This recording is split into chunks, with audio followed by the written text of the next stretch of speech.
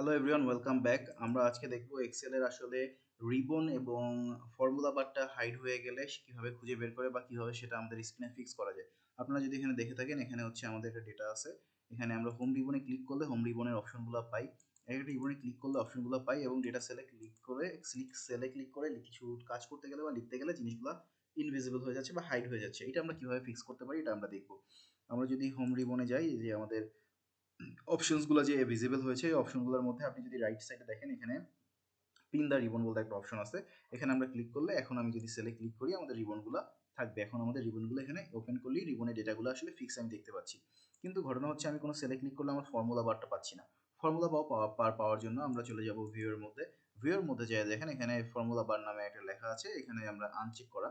এখানে যদি আমরা চেক বক্সে ক্লিক করি, দেখেন আমাদের ফর্মুলা বার কিন্তু ভিজিবল হয়ে গেছে। এখন আমরা যে কোনো জায়গায় লিখি, যে কোনো সেলে লিখতে চাই, ফর্মুলা বারটা থাকবে। আশা করি এই ভিডিওটা আপনাদের হেল্প করবে। Thank you.